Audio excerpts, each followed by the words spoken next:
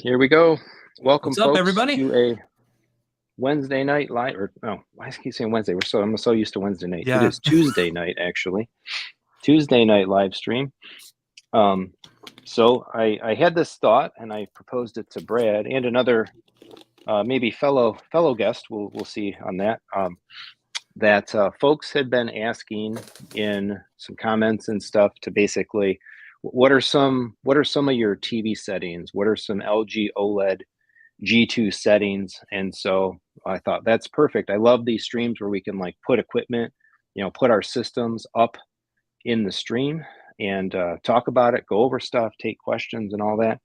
And I've been intimately puzzling through the PC versus console debate again. I sent Brad some text messages about that, to the point where last weekend I went and bought a PS5, and I've been shooting off the PS5 and the PC all week long. So if I thought that might make for some fun stuff as well. So welcome, Brad. What have you been up to?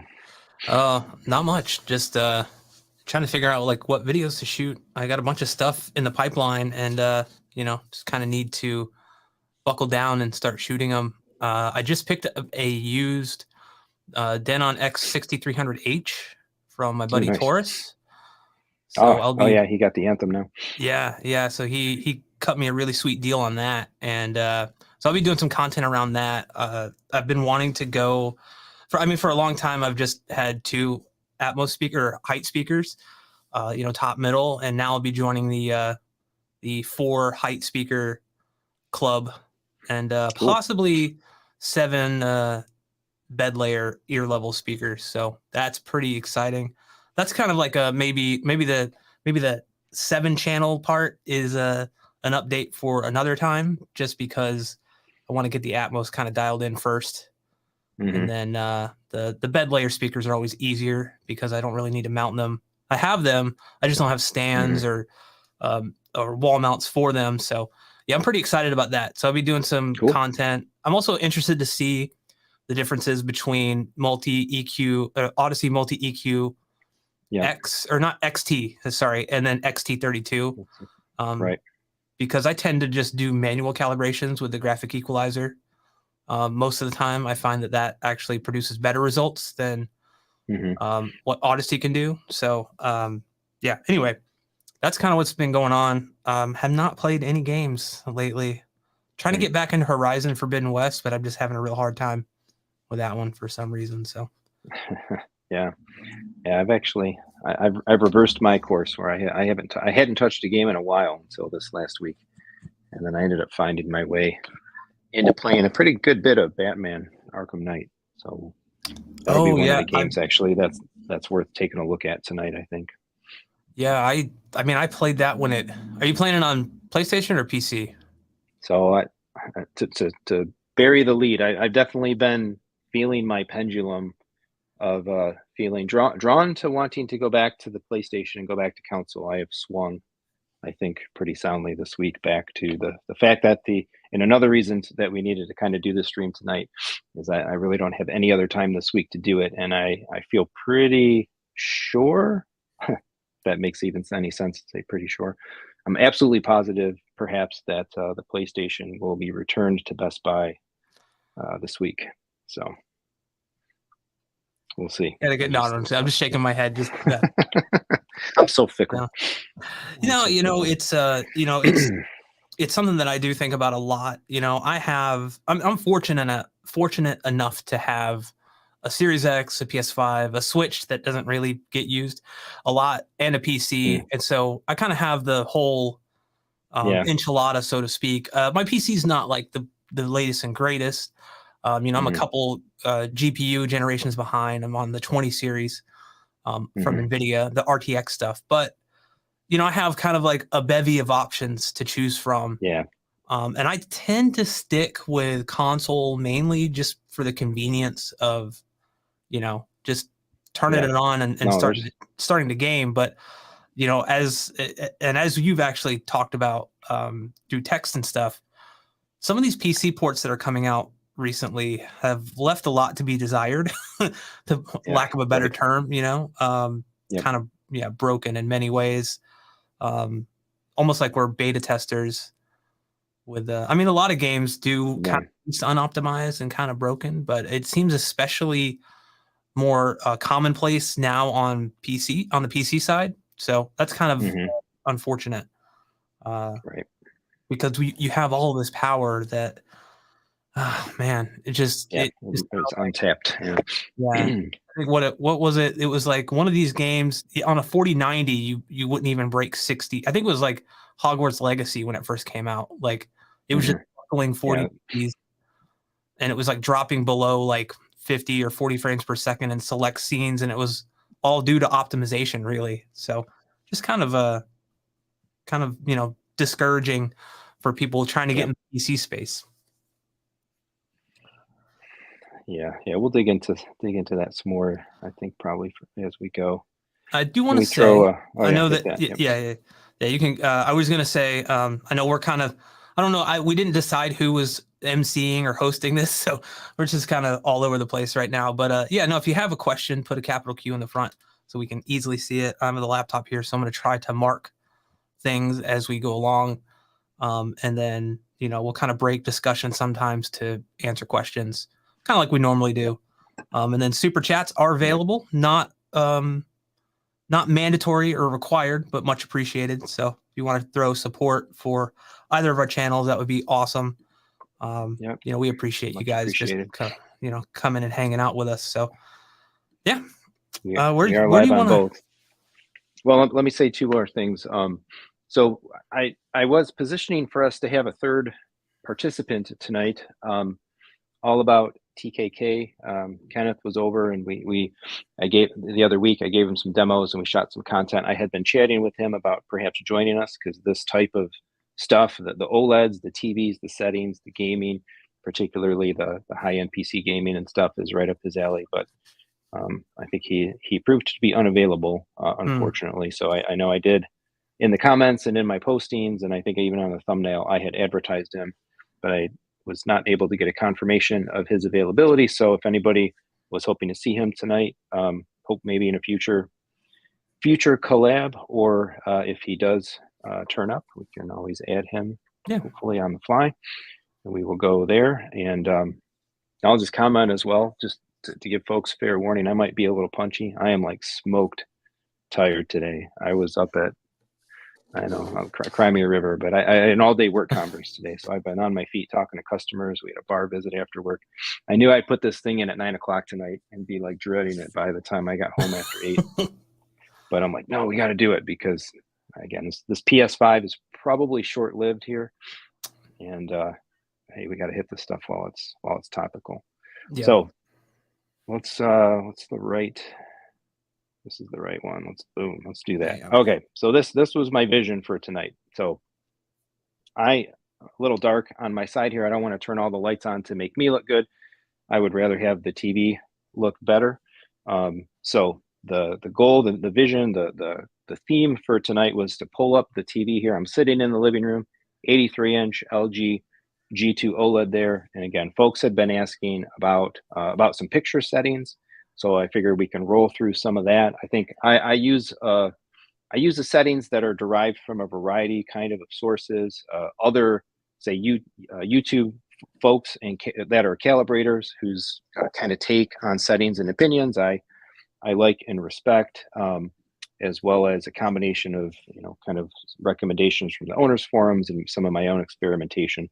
So yeah, so we'll do this, and then again we'll kind of like shoot off a bit on the PlayStation and the PC. So if anybody has specific questions about the TV, something that you want to see, maybe why something is set the way it is. If you've got another suggestion, you too, Brad, as well. If I've got Oh something yeah. wrong, I'm gonna here, tell you if you're wrong or not. call it out. Let's No, fix I'm it. just kidding. No, I haven't. Just so people know, we're looking at an LG C2. This is the G2. Sorry, this is an 83-inch, the one that you own. I have a 77-inch LG C1. So the previous generation, not the G series, Gallery series, but a lot of the settings are still going to be similar in many ways. So if Jaremy can't kind of explain why something maybe is the way it is on there or settings, I can try to jump in. And I've actually calibrated my display with Kalman. So kind of on the back nice. end stuff, you know, we can kind of talk about that as well. Yeah. In terms I have of not like done anything like that on mine. so you just kind of have done like an, I don't want to call it an eyeball calibration, but like, you know, you maybe Yeah. threw out some test patterns and made sure that things were, you know, sharpness Mhm. wasn't set too high and things like that. Right. Okay. So this is the Apple. So this is Apple TV 4K 2022 model, and I did recently do a video talking about kind of my preferred or my current general audio and video settings for the Apple TV. The long story short of that is it boils down to kind of like 4K SDR for menus and normal operations. Use the match color, match frame rate, and let the Apple TV, you know, kind of switch things over when you go into HDR. So, you know, here's what I've got, I guess, for the kind of the stock video settings on the LG. So I stick to cinema. Mhm. Now we've got aspect ratios, original, and I generally have seen the recommendation, I think, for just scanned to be on. If I recall correctly, that makes it so that sometime or by default, like won't the LG will like slightly zoom up the picture a bit, Yeah, it has and a then has a that's slight when you amount of do the overscan. radial.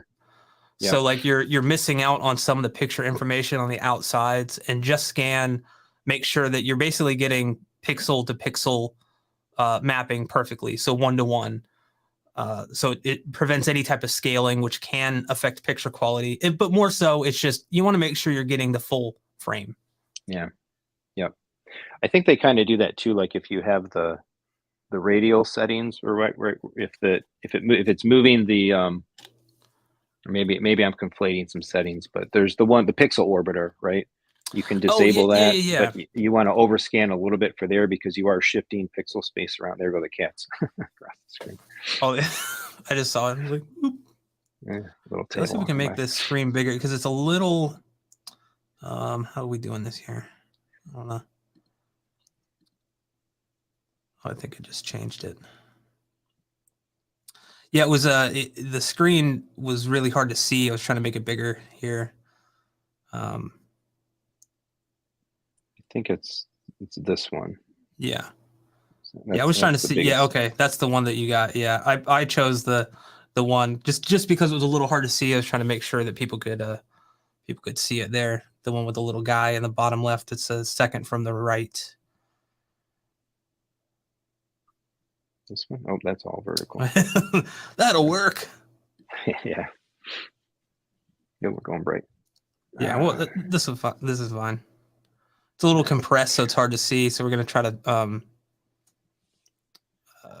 Yeah, hopefully, if you're watching on a phone, it might be a little hard to see the screen. If you on a bigger screen, I think it's readable. I mean, we could put the LG screen full screen, but then they wouldn't get to see our pretty faces talking to. yeah, I know. That's what we really want, right? All right. So let's run down here a little more. So advanced settings, brightness. Now, I don't know, any OLED pixel brightness. Most of this is really defaults, quite honestly. And I generally turn off the bulk of the auto picture, auto this, auto that. Yeah, yeah. You know, things like peak. This is SDR right now, so peak brightness, things like that are off. I saw plenty of recommendations for BT 1886 Mm-hmm. over the Yep. other options on the OLEDs. That's the recommended setting. That's actually what I calibrated in with Calman as well. And I don't think actually black level contrast. These are all really just default values. Yeah, yeah. I think I'm trying to remember what OLED pixel brightness I settled on for the calibration. I think it was something like I don't know, it was something low because I targeted 120 nits for standard dynamic range for Yeah. stuff. So I can't remember, but that's just highly like that's going to depend, you know, on basically how bright Yeah. you want it. I think for gaming, I Preference. went Yeah. with 150 just because I like a little more pop, a little more brightness with SDR gaming.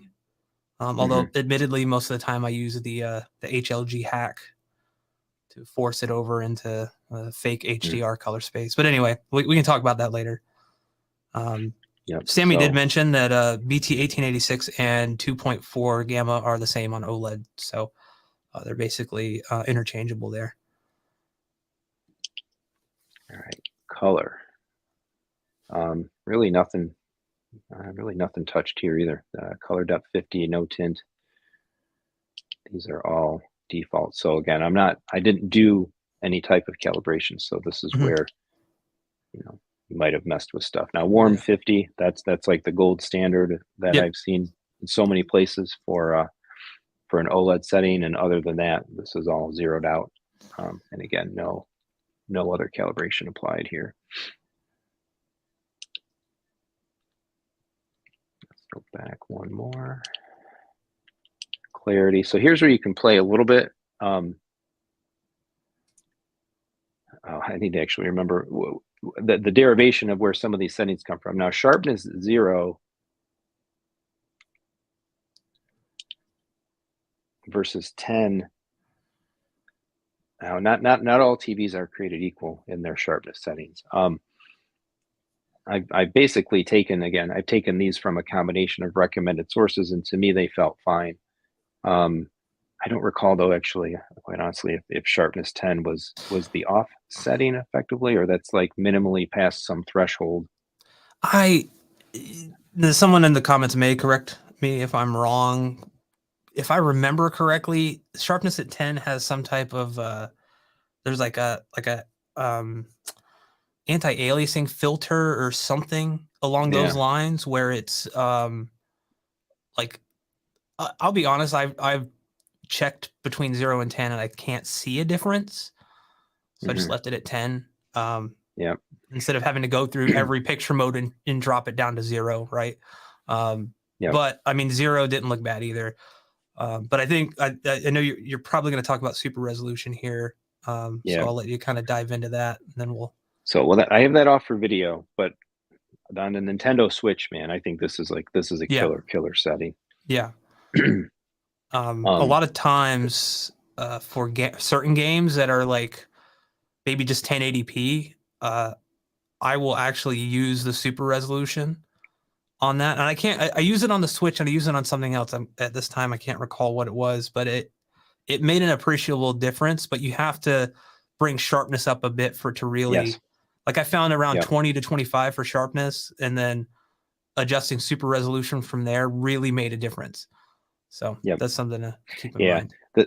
The thing about it, like when I was kind of doing the research that led me to arriving at a variety of these settings, was kind of like LG has like some hidden magic in a lot of them. Like your comment about, right, the sharpness 10 thing, like something intricate happens in the processing of the TV at sharpness 10 that you don't get at sharpness 0. And the same idea with like the super resolution. If you have super resolution on, but you have your sharpness below a threshold, you're not actually benefiting like equally from super resolution. So and I haven't watched a lot of the new models, like the 2023 G3, stream of content that's being put out there now by a lot of the TV folks, but just looking at video titles and some of the other stuff I've seen, it feels like there's even a little bit more of that perhaps this year, which is like getting the right combination of settings at the right levels and thresholds to actually turn on, or turn off the things that you actually want kind of on and off.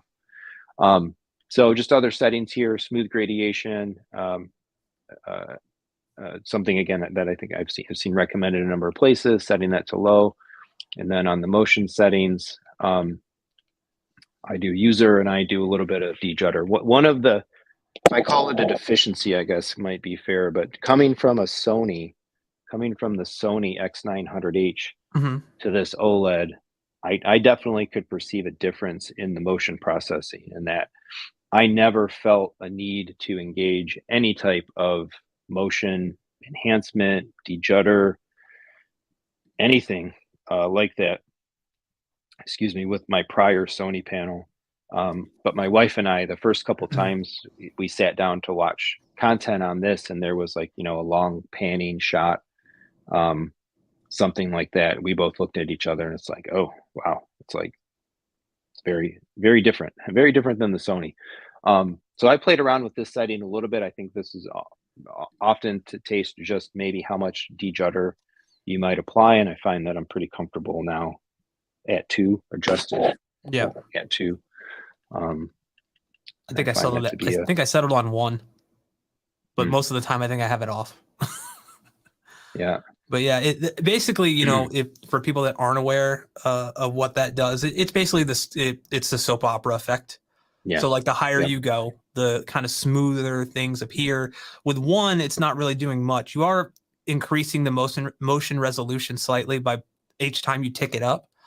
But there becomes a point where you're not only getting that kind of smooth, like soap opera look, but you're also like you're also starting to introduce some artifacting around certain objects sometimes, the higher you go. So with like 1, 2, or 3, normally you won't get any.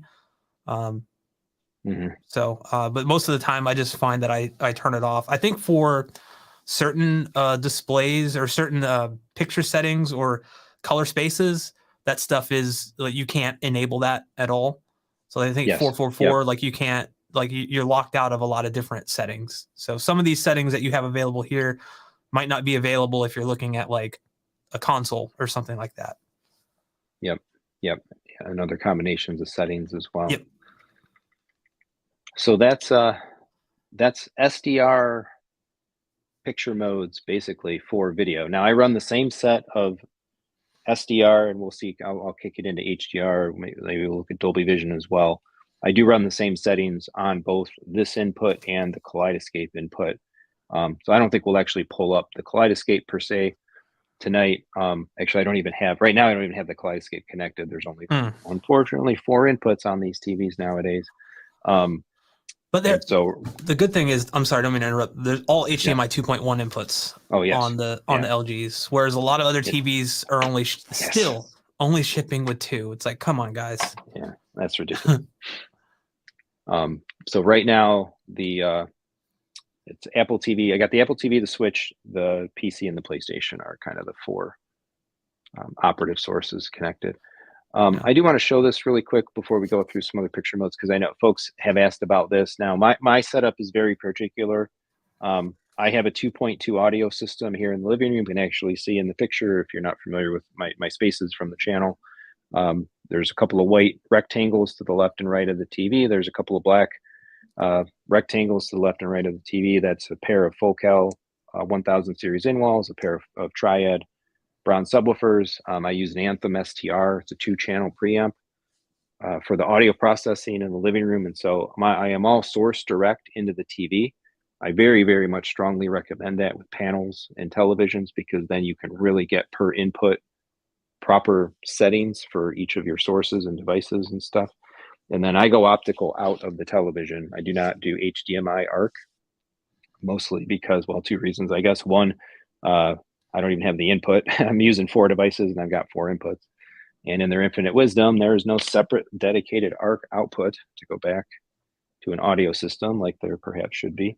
But even then, my STR doesn't have an HDMI, which is another ridiculousness in audio video today, in that every audio processor worth its salt should have an HDMI ARC input forever, now and forevermore. But mine doesn't. So I go optical out, and because of that, it's a 2-channel system anyway. I'm not losing any fidelity, but I do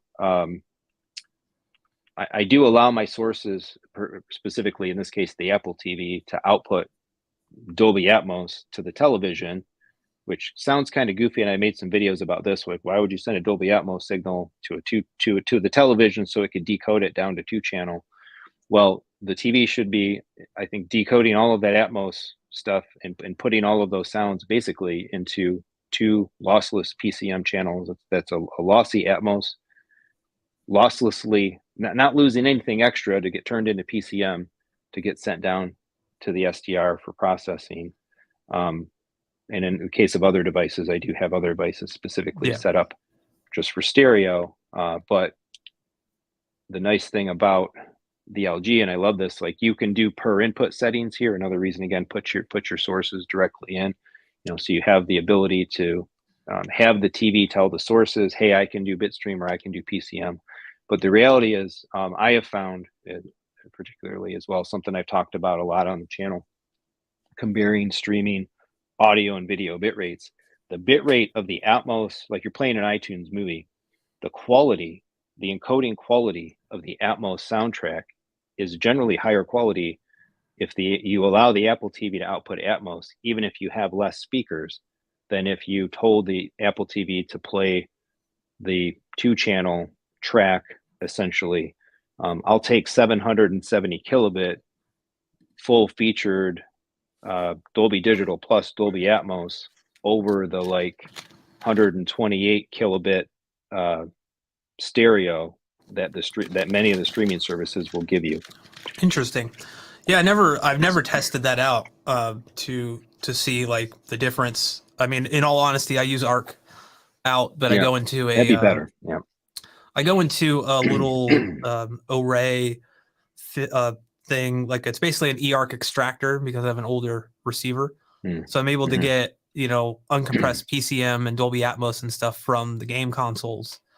That way, and that way it's you're not limited to just like Dolby Digital, mainly due to the fact that you can't get DTS out of I don't think the LG support DTS pass through at this point. Which is oh, come on, LG, like just pay the licensing fee for that. Yeah, we'll see if they're forced. I mean, again, like I think the IMAX, the whole IMAX enhanced thing, Disney Plus and others, like they need to be the ones to push a little more DTS. Yeah. Into our lives and into some of these devices and stuff, and then we can see where codec support goes from there. So last setting here then to kind of enable that whole sequence that I've got set up, right? Digital sound output, I am outputting as PCM. Technically, I could go auto, I think, and I would still accomplish the same goal. Yeah. Meaning, the TV would know, okay, I can't push that Dolby Atmos down the PCM line or down the optical line, so I'll decode to PCM. But if it got PCM, it would just pass the PCM through. But I don't know. I tend to try to not go with auto settings on a lot of things. I prefer like the deterministic behavior of picking something specific to get out of it what I know I want it to be doing. So this when I switched, so I couldn't do this all on the Sony as well, actually.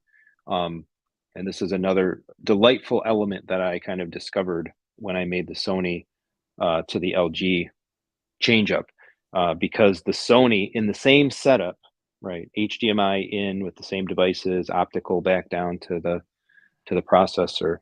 The Sony would not let the Apple TV send it Atmos unless the Sony TV was also connected to something via eARC. It wouldn't do like the extra decoding to PCM that like the LG TV does. And so as soon as I hooked stuff up and I realized what was happening with this, to me, this is like a major plus in the confine, constructs or specific logistics of my setup. That I was really kind of delighted to see. Unless people have questions, I would say we don't need to necessarily dig so much down into general and other places. If folks do have some questions about that, otherwise we can kind of stay focused more on the audio and video parts of it. Yeah, I will mention on my end, I was having a major issue with certain movies like Dune and even games like where they're LG has this kind of, and I think they're trying to fix it on their maybe their G2s and their C3s and G3s and all that stuff. But basically, if you have like kind of a dimly lit scene for a long period of time, it will end up dimming the picture over time to the point where like you can't even see what's going on. It's like their algorithm. It's intended to do that to prevent the panel like on brighter scenes from like static things from burning in. However, it's a little too kind of overreaching. And so I actually went into the service menu and disabled those two settings, a TBC and GSR. And I've not had a single issue. I have a little over 1,000 hours on the display at this point. Yeah, I just wanted to mention that. I think some of the newer ones there have been reports that the newer firmwares don't have that on the at least the C2 and G2 and then the G3 and there's so many all of these letters and numbers together right now. But yeah, that's something I wanted to mention. It does technically void your warranty. So do that at your own risk if you do it. Tread carefully. Tread carefully, yes. I have not done any service menu tweaks on the set, but in general settings, I do have pretty much all of all of the panel protection stuff turned off. Yeah. Is disabling as much whatever auto dimming, the orbital stuff, and all that as I can. All right, so here's Dolby Vision. All right, I just fired up. This is the new avatar. I just did the streaming quality face off of this not too long ago, last week or whatever. So Apple TV, 4K again, playing in the iTunes app, 4K, Dolby Vision. I'm opting for, basically that we have in the LG, we have the Dolby Vision Cinema essentially as a base, but it automatically kind of kicks you into its own Dolby Vision mode. Aspect ratio settings, no different here, right? It's just really a couple of other things change, really mostly automatic, which is pixel brightness and contrast getting pegged up there, peak brightness going high. Those things happen by default in the DV and the HDR modes. And now we've got a couple of other things, particularly for Dolby Vision, I think more than HDR10, but disabled, that we could modify in the SDR modes. So gamma is what it is, video range, and so on here. So I don't think this is any adjustment technically from the default. Yeah, they see your cat just jump down. I'm like, I'm done. Yeah, with Dolby Vision, it's kind of like, they do all of their stuff kind of behind the scenes in software. So I know when you do like a full calibration with Kalman, you actually measure the maximum peak brightness and you input that value into the display. So it's doing all of its tone mapping like under the hood essentially. Whereas like with HDR, you have HDR10, you have the ability to change between dynamic tone mapping on and then off, and then which off is still technically tone mapped, right? But technically the correct setting as well, which is off. Dynamic tone mapping is typically not recommended for accurate picture, but if you like it, you like it. That's why you buy your set, But with Dolby Vision, you're just kind of limited to it's just whatever the display wants to do. But I've always found Dolby Vision to look very, very good on the LGs. I think like these HDR modes is something that it's always interesting to see some people get really fired up over being very specific about their HDR modes and Dolby Vision and is Dolby Vision really good, or if you through certain lenses Dolby Vision is not what it's supposed to be. It's very to me that's deeper into the weeds than I care to get. I just enjoy it. Like I don't split hairs, and I think Julius actually had this question. Yep. Yeah, is Dolby Vision superior to HDR10? My general answer to that is I don't know, and I don't really care, honestly. Yeah. I think they're one in the same. Like, I mean, they're not really one in the same, but like they achieve the same thing. Yeah. Which is dynamic metadata instead of static, which is just regular HDR10. Basically, what that means is it can change on a frame by frame basis. If that's the choice given, whereas like HDR10 is just, this is the maximum peak brightness that we can do here. We're never going to change this. Like, so with Dolby Vision, it can dynamically change. Yeah. So. And I feel even like, is DV or HDR10 better than is Dolby Vision or HDR10 Plus better than HDR10? Ooh, stuff's falling off the walls here. Well, it's like maybe, but I don't know. To me, I don't sweat any of this stuff. I think like our display tech a couple of years ago, maybe it was worth having more of those debates. Now, like, our display technology is so good. Even OLEDs are very bright, Yeah. which really negates a lot of the former advantage I Yeah. think that the dynamic HDRs had over static. And Yeah. I think, for go ahead. Sorry.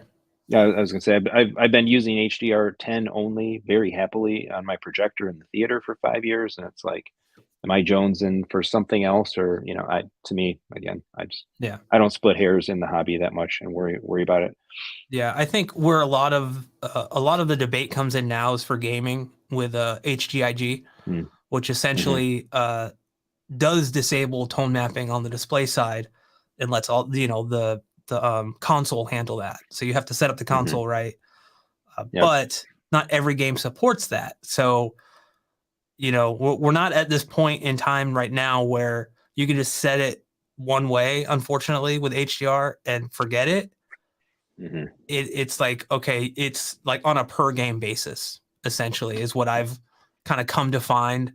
Is like, okay, I can, like, if a game like Ratchet and Clank on the PS5 that supports HDIG, looks great, but then you go play something else like Hogwarts Legacy and or what, not, maybe it was something else, it wasn't Hogwarts Legacy, but like it doesn't support it. So then you have to go in mm and you're like, okay, it's off the correct setting. Do I need to change the settings mm in, I think it was Yep. Cyberpunk. It was something like that where it just didn't look right with HDIG. So All right, so let's shoot through a couple of these other screens here. Again, color depth, tint, gamut. We can see a couple more things are disabled. Again, I don't have any specific cal running here. White balance, got that warm 50 again. That's generally one of the most recommended things to do on all your inputs, all your settings on your LG or on an OLED like or LG OLED is go set the warm 50. And then clarity, a lot of this, more of this actually is disabled. There again, sharpness 10, not really using this stuff. Smooth gradation low, and then I still have my de-judder set to 2 there, and that's pretty much it.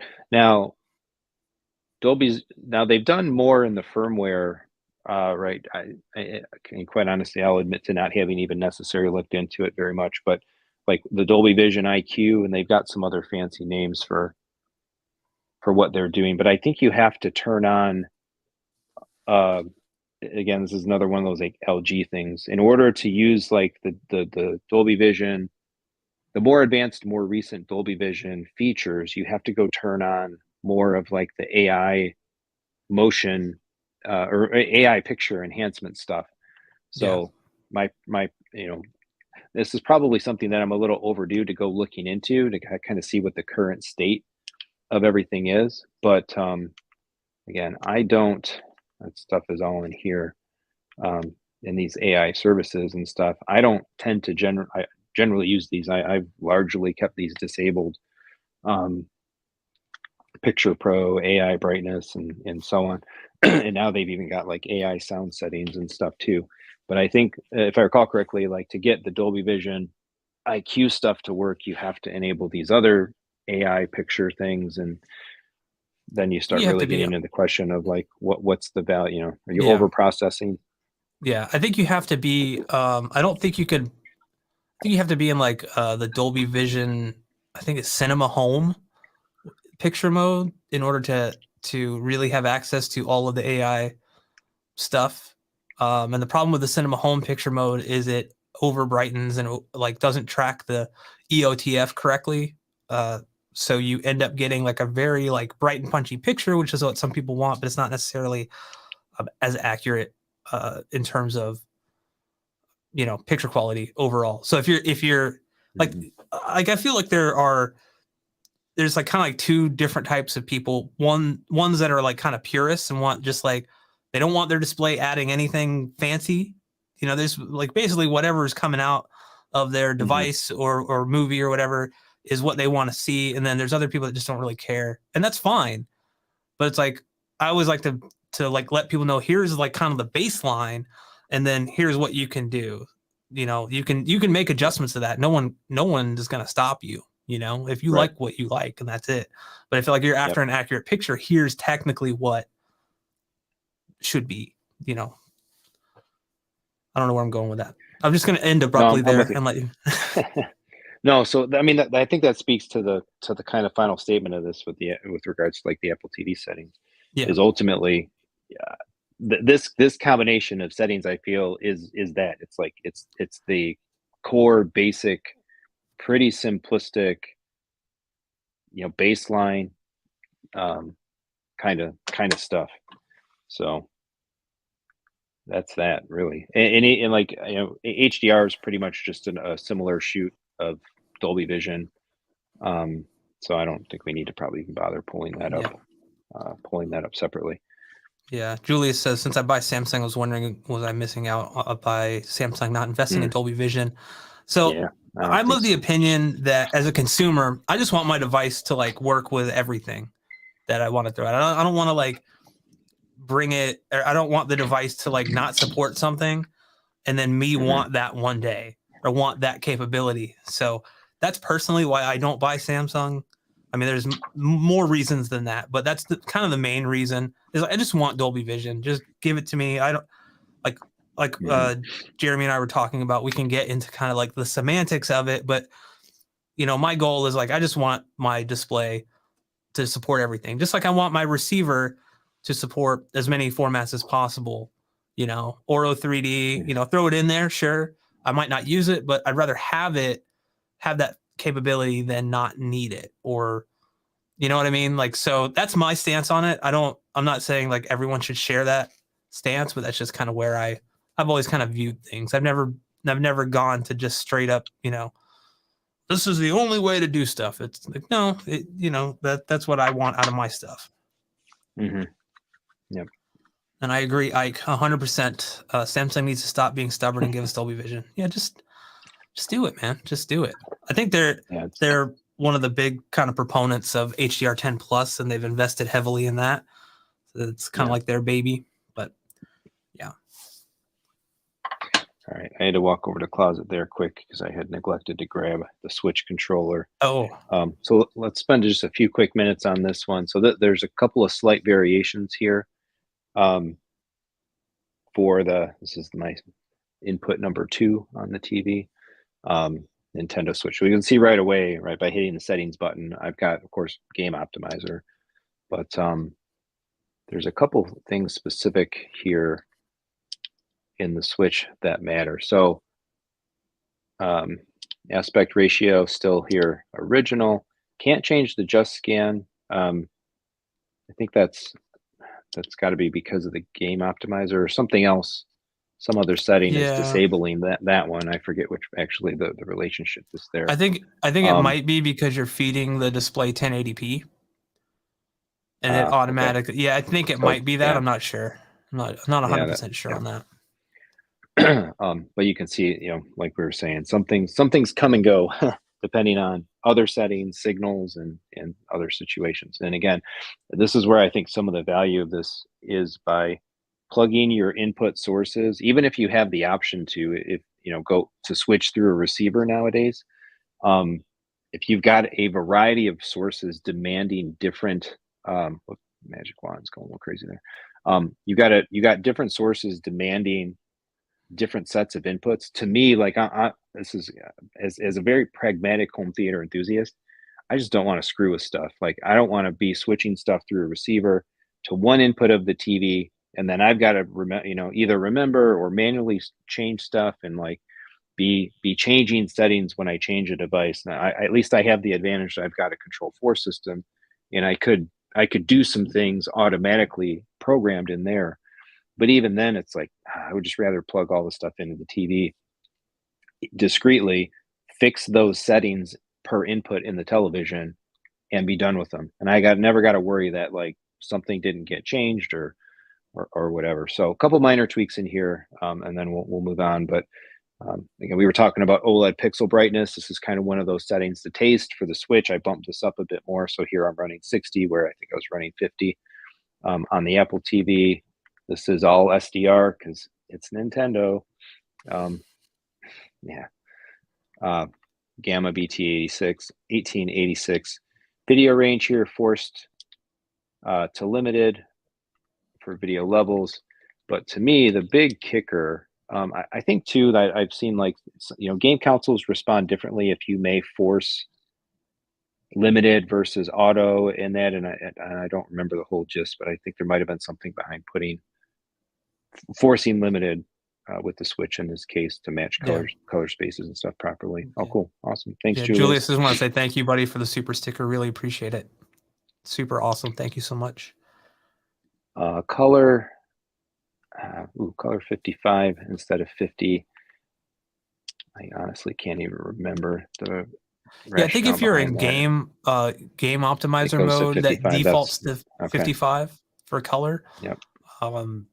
The only time I've ever changed it is when doing the calibration, because like whatever, like basically I was doing everything remotely through the laptop with basically I'm not going to get into like the whole Kalman workflow right now because it's a lot, but yeah. Warm 50 again, but here we go. So this is it. This is what makes gaming on a Switch, to me, like on the LG, really More transformative. enjoyable. Yeah, very much more enjoyable. It turns something that looks like trash into something that's like at least like shiny trash, clearer trash. Clearer trash. I want to be able to see the jagged edges better in Zelda than of my trash. Of my trash. Someday we'll get a 4K Nintendo console, right? Or maybe they'll go this. Maybe they'll finally go the Sega route, accept their fate, and make games for other platforms. Anyway, soapboxes. All right, super resolution, high sharpness, as I think you specifically mentioned earlier, right, Brad? 25. So you got to have sharpness up in order for super resolution to do its thing. Still got smooth gradation low there. No true motion here, because again, this is a gaming input. It is not a video input, so we don't care. We don't want any kind of motion enhancement, etc. Whatever. There's no de-judder. We're running 60 FPS.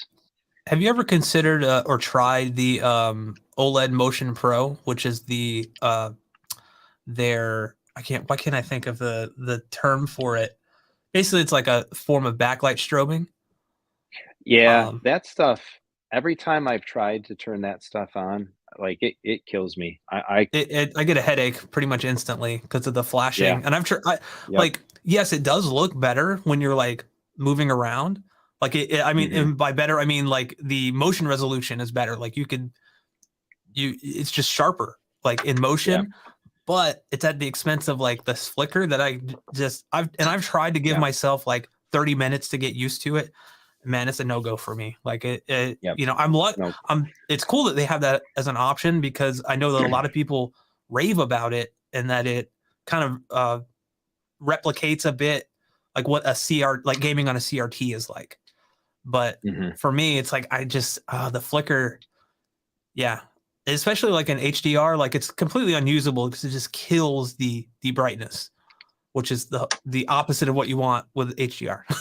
With SDR, it's a little better because you can like up the pixel brightness and kind of compensate for it. But I was just curious if you'd ever played around with that. Yeah, I have, and every time I've ever turned that stuff on to check it out, like I have instantly disabled it. I can't do it at all. I'm done. This might not probably resolve too well through the stream, but I'm just going to go ahead and load this really quick. Let's load 3D Mario World. Yeah. I mean, I'll be honest, like on my end, I kind of can't see much due to compression. Okay. Like even like on the menus, like I was relying on you telling me what it was. All right. Yeah. So looking in StreamYard, like I can, depending on unless it gets blown out, I can see it pretty good. Okay. So maybe it's just on my end. But yeah, some of this is a little take our word for it. But I guess the only thing I'll comment then is, ultimately moving from the Sony, and maybe I wasn't taking good enough advantage of some of the similar Sony processing enhancements or whatever that might have been available to make the Switch look better. But to me, like going to the LG and turning on the super resolution using some of these features was very transformatively a significant improvement to the better. for a console that is still unfortunately stuck in a low power 1080p world. I mean, let's be honest. So. Is it really 1080p most of the time? Yeah, right. Sub 1080p. Sub 1080p. Yeah. Switch. At this point, we even need a Switch Pro. We need like a Switch Triple Pro. I mean, Nintendo's probably going to claim this stream as their own anyway. So, I kid. Yeah, they're gonna take Julius's sticker away. Oh, yeah. That's our money. All right. Well, maybe we should hit the stars before we segue forward. Yeah, we got a few. We got 5. Let me go over here. I was just looking. Somebody had a question I wanted to see. So Julius, we'll start at the beginning here. Julius asks, I'm a Samsung person, but was wondering if Samsung's new OLED is as good as LG's. I haven't looked much at their new, I don't even know the model number. Man, I'm out of it. I'm losing it. Have you done any research, Jaremy? No, I mean, I paid a little more attention last year with the QD OLEDs and that kind of stuff. Only a little bit in passing, because at least last year, like those TVs topped out at 65 inches, and my size of interest is squarely in the 83 and larger space. Yeah. This year, we got QDs and some of the Samsung OLEDs and stuff like that at 77, still not 83. I think to me, like watching a lot of TV content from other folks that like FOMO and other channels, Brian's channel and whatever, that had a lot of these TVs come through their hands, like nothing to me ever felt operatively really that bad anymore. And, there's a couple of nuances to me between like maybe Samsung, Sony, and LG, but it's almost like you can't go really wrong anymore. In a choice, in some cases boils down to just, those very specific nuances. The fact that Samsung doesn't do DV might be the breaking factor, or the fact that LG has, a little bit more gaming pedigree, and if you've got a PC, they're the one that has real NVIDIA G-Sync. Stuff like that makes a bigger determination, I think. Ultimately, I wouldn't sweat too much now the difference between these brands. Even Sony this year now has at least something of a game bar. That was more of a differentiating factor in the past, and they at least finally did something in that area. Yeah, I'm not sure of the because we talked about this or mentioned it briefly earlier. The amount of HDMI 2.1 inputs is also something that could be a difference. Yeah. So with LG's displays, they're all HDMI 2.1. I think even the newer Sonys only have the 2, I believe. But I'm not sure how that is on the Samsungs. I think that's right. It's something to do with their chip that they use or something like that. But yeah, so if you need or want more than just 2 HDMI 2.1 inputs, then those displays might be out of the running just based on that alone. Yep. So yeah, for me too, I'd say that absolutely that would be huge. So there's certain things in my employment or application of this hobby now that I'll just never compromise on again, just by my own value system. Like I'll never buy another non-native 4K projector. Like you could, the best pixel shift wobble projector could come out, and I just won't buy a non-4K panel anymore. I don't see a reason to. Yeah. And I would never buy another television that has less than 4 HDMI 2.1 inputs on it. So let's see. Good deal. Steve Mann, almost said Steve Martin. Steve Mann asks, what would be a good use AVR? He has a Denon X2400H.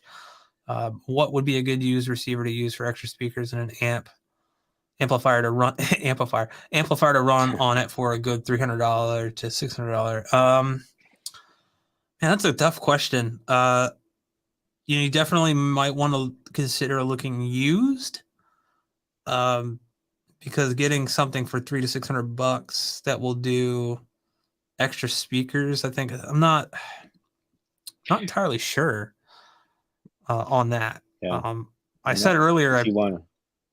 what's that? Yeah, go ahead. Sorry. Go ahead. Finish your thought. No. I was just gonna say earlier. I mean, I got a good deal on a used receiver just because I have a friend who was like, I want to help you out, and I'm gonna cut you an even sweeter deal than than what you can buy it for used anywhere. So Mm-hmm. $300 to $600. I wonder. I'm doing a quick search here. Yeah. Even I was wondering like what is accessories for less. So when somebody mentions maybe buying a used receiver, I instantly go to accessories for less. I bought refurb equipment from them in the past.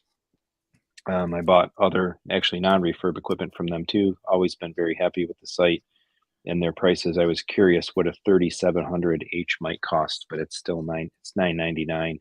Yeah, I think if you're stealing is $600, you're gonna have a hard time finding anything above like a 7.2, right? Like like for a new price, right? Like you're gonna get 5 ear level speakers and 2 height speakers for that, and then a couple of sub outs probably. But like if you're looking for like 7 ear level speakers and 4 heights, I don't think you're gonna find that for $600 at all. Yeah. Um, $1,000, yeah, yeah, $1,000, 3700H or something like that. Even I just did it, just accessories for less here. I capped it at like $800 and sorted by yeah, price. And you can get a 2800H for $749, $750.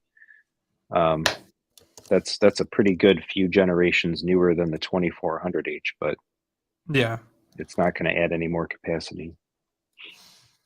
yeah. That's a Well, tough you got to one. save some money. You got to save some money. Yeah, yeah. Wait another couple months and get that Yeah, look, 3700 or something. yeah, look for used stuff, if you can. If you don't mind if you don't need kind of the latest and greatest HDMI 2.1 features, just make sure you're buying it from someone Yeah. either or from like a reputable like reseller that maybe offers renewed products, because who knows how someone treated their equipment, Mm-hmm. the 6300H that I bought is quite a few generations old, but it was only used mainly for the processing side, but to drive the overhead Atmos speakers, or the overheads. So not a lot was put onto that amp or on the amps overall. So I might end up I kind of want to go separates at some point anyway. So I'll just end up using the pre-outs when I go down that road. But yeah, that's a hard one. That's a hard one. $600 is kind of, in my opinion, not really enough like you said, save some money and maybe try to get something a little newer that has more channel capacity. Yep. Let's see. Amit asks, would a Lumagen be any benefit for an OLED? That is something that you could answer. I have an opinion, but I've never used the Lumagen. So I know like some of the, I think Mad VR, I've heard more in the Mad VR realm to say like, oh, like, you could still really benefit your flat panel with the Mad VR. To me, I would not spend the money on a video processor for a flat panel display. Oh, I love this, by the way. I love this. My kid, oh, it's off the screen now. The blue and orange, I chose those as the Techthusiasm color. So when that comes up on the TV all the time, my son's like, hey, they put a background they put a art thing just for you. Yeah. Okay, I'm sure that's why. But so going back to the question, sorry. I couldn't fathom, for the cost of a video processor and the things that a video processor does, I don't see the merit of buying a device like that on a flat panel. TVs have so much more power, I think, powerful processing than a projector. And to me, like a pretty significant majority of the benefit of a Lumagen is dealing with integration and aspect ratio issues and other things like that. There it is. That you have because of a projector, and you don't have any of that stuff with a flat panel. So Yeah. yeah, I would absolutely not. I'd find something else to spend several $1,000s on. Yeah. I'm right there with you. I'm trying to look up this this next question here while you were talking, but Yeah, no worries. yeah, Some folks might say that it'll get you better tone mapping, but God, that's a lot of money to spend just for better tone mapping on a flat panel that already has really good HDR processing to begin yeah, with. yeah, for sure. It's that's weird that some of the sites don't have the same. I love it. Yeah, I feel like, if you could spend the money on something else at that price Yeah, for that yeah, screen yeah, size, Lumigens and things like that. I mean, they have, a certain subset of features that can benefit something like an OLED or any type of flat panel, but really, a lot of their strengths and stuff come from how they deal with projectors and tone mapping of HDR and stuff, because that's something that most projectors definitely need. Is tone mapping for HDR. Some have really good built-in tone mapping, others don't. So, but then you have your screen masking, your subtitle stuff, all of that stuff with Lumigen that really benefits you there. But for something, I don't know, when you spend more money on the processor than you do on the display, I don't know if that's yeah, really maybe the wisest yeah. investment, in my opinion. Right. Travis made a joke there. But topically speaking, actually, I would say, if you're going to drop 10K plus on a Mad VR to put it on an OLED, go buy the Kaleidescape instead. You get way Yeah, more mileage. You get yeah. way more mileage on a nice big OLED out of a Kaleidescape than a video processor. And I'm going to say something kind of maybe controversial, but I'm just going to say it like it is. If don't it, don't game do a video processor, please don't do it.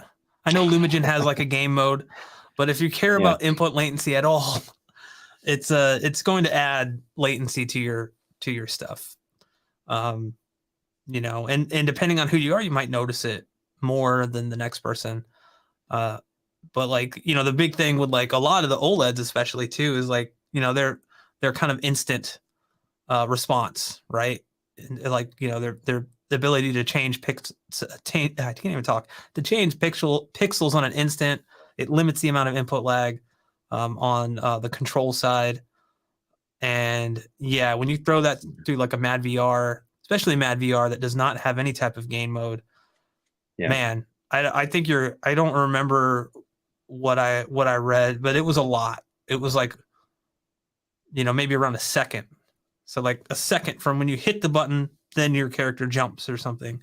It's crazy, right? Like hmm if you're playing point and click adventure games that don't really need, I don't know why you would run that through a Lumigen anyway, but to each their own. If you have the money to spend, Well, hey, man, do whatever. there you go. Why not?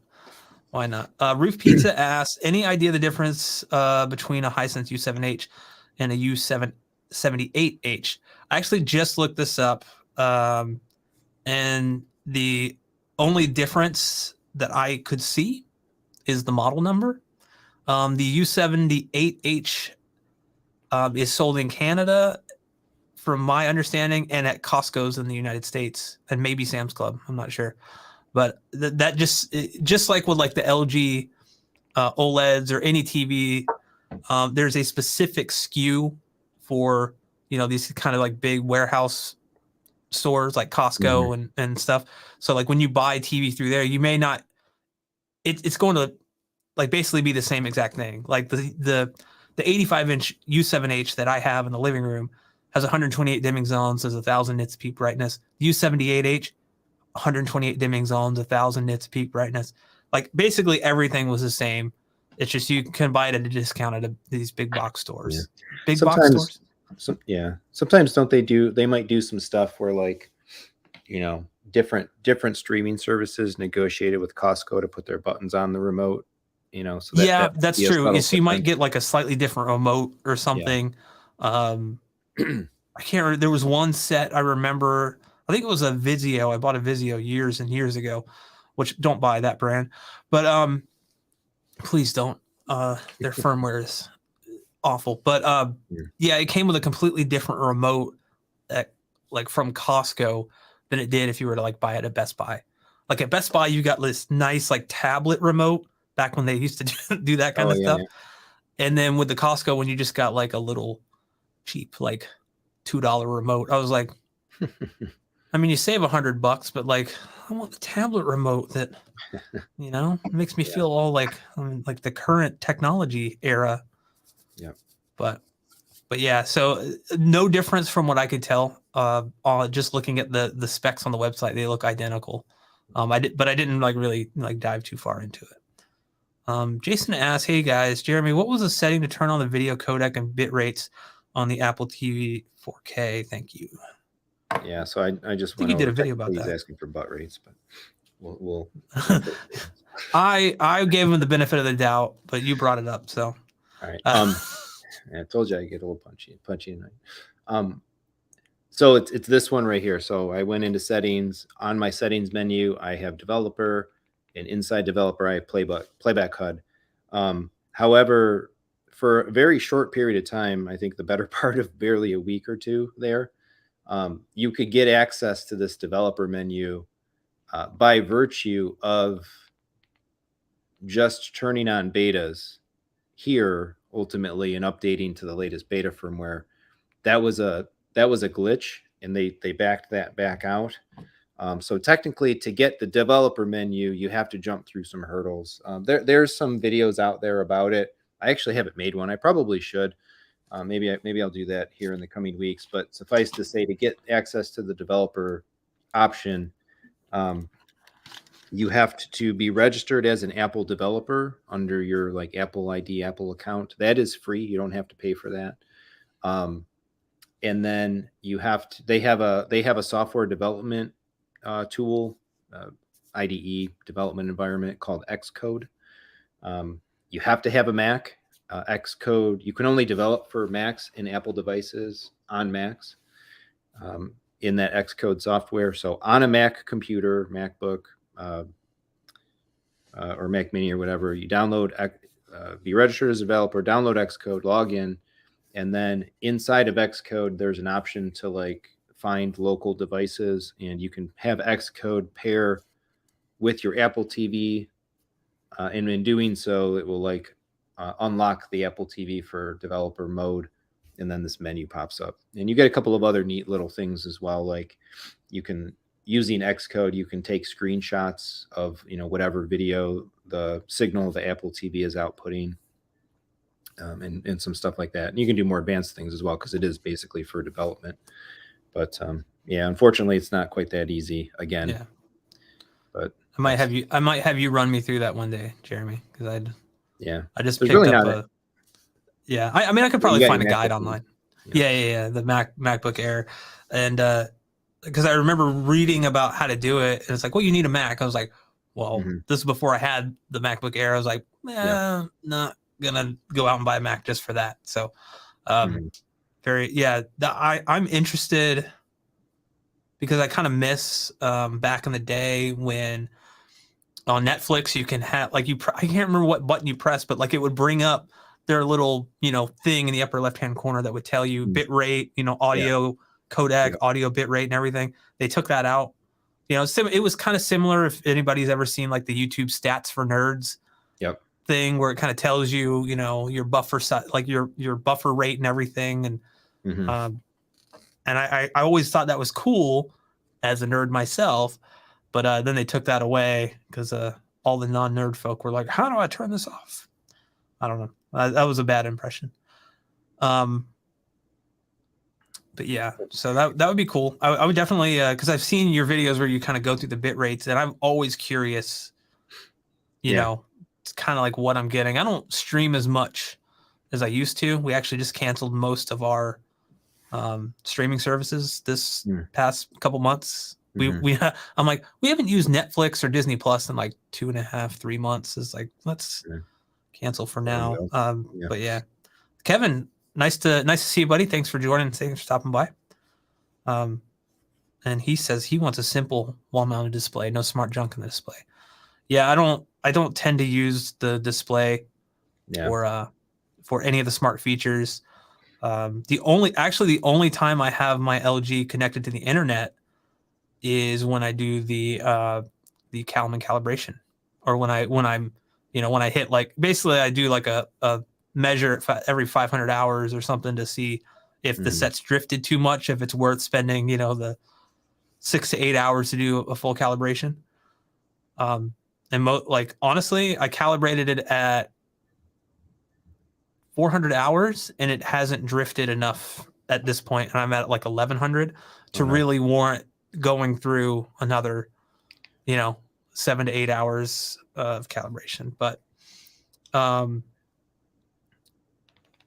yeah, let's see. Curious. I was wonder what I was at. Where is it at? System. I think it's under general, and then TV. I can't see it. I think it's one over. If you go down to I think it's actually under support, maybe TV management. No, you just had it right there. Yeah, there's 931. Wow. Yeah, a lot of that's Apple Music watching time. No burn-in to speak of yet. Are you concerned at all about burn-in? Now that we're I've not observed even the slightest. I don't think I've even observed the slightest bit of retention or anything. Yeah, to worry about. Yeah, I've read that. I had a plasma for many, many years and never had an issue. And I played games. I think I played 300 or 400 hours of Borderlands, and there's like HUD elements that are just on the screen all the time. Never had an issue, but I was always kind of, just like, I think in the beginning, I was like very kind of cognizant of it, where I was like constantly like, oh, is this something that I have to worry about? And then at some point I just said, screw it. And I just started using the display like I would any other. And that's kind of how I view the LG right now. But reading about, burn-in and how it's actually cumulative, it doesn't really matter if you're, varying your content. If you're just playing 300 hours of a game, it's not really going to matter. But if you're like, if that's all you're playing, that 300 hours still, multiplied by like 6, if you're 600 hours, then that's like no amount of like playing something else will return those pixels to that same. Does that make sense? Like it's just cumulative over time. So that's why a lot of people, are like, oh, I don't have burn-in at all. And then bam, they hit like 5,000 or 6,000 hours. And suddenly they're like, why is this Call of Duty logo or HUD like burned in? Only, and I don't know exactly how it all works, but honestly, it's not like I don't typically keep displays for like 10 years. Yeah. So every 4 or 5 years, I'm like refreshing it out, or, one of the kind of perks of doing what we do is getting the ability to potentially get stuff, at either a discount or for free sometimes. So there's that, that's something I never had before. And so it's still cool to like, have that ability. And, it's very fortunate that I do, but it's like, I'm not typically like, oh, this display is going to last me 10 years. It's like, okay, in the next 4 to 5 years, I'm going to switch to something else or go to a bigger screen or, what have you, just because technology in terms of, especially with HDR, right. It's just pushing like further and further, mini LED stuff like that. I don't know that OLEDs, if you burn in your OLED with a game, you've got larger problems in your life. Yeah, I mean, to be quite honest, gaming for a long time has been really my major source of entertainment. I don't watch as many movies or TV shows as maybe other people, but I do enjoy it. Like, I'm always looking for that game to play, right? Like that's just it's like my bread and butter. But yeah, I think with all these technologies and stuff coming out, I don't know. I mean, I do kind of see OLED eventually maybe going the way of plasma, where it's like technology gets to a point where like OLED's kind of like the inefficient brother. Right. To the, it's like, well, we can get super bright, we can turn all these pixels off now. Why is OLED so, so yeah. But I think that's maybe a 10 to 15 year outlook, right, more or less. No, there's all kinds of advanced display technologies and states of engineering. We'll see where things take us. Yeah. All right. Let's see. Roof Pizza. Let's get through these few questions here real quick. 2.1 makes for a difficult handshake. I think HDMI in general makes for a difficult handshake. Yeah. I haven't not noticed anything awry with 2.1 creating trouble. Yeah, I think just HDMI in general creates trouble. I don't think it's I think they're trying to fix like the handshake issues, but I think it makes it worse. Let's see. Bryce asks, what percentage do you use your Apple TV streaming apps versus infused local storage? It's probably aimed at you.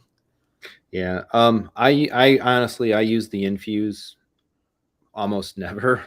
In some ways, I kind of like even had it very only minimally set up for some legacy titles that are not really available that I had ripped and I wanted to maintain some access to.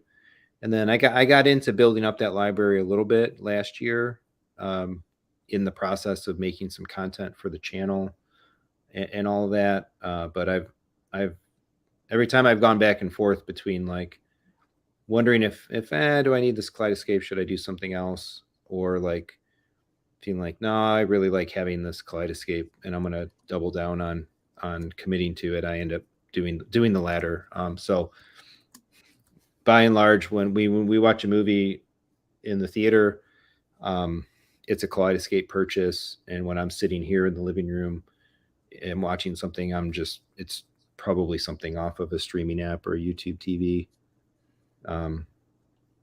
So I loaded up a pretty decent amount of content. Honestly, spent the time to rip it that I'll probably never even consume that way. But until my fickle personality sways back in another direction, so I just let that stuff sit dormant. On the server.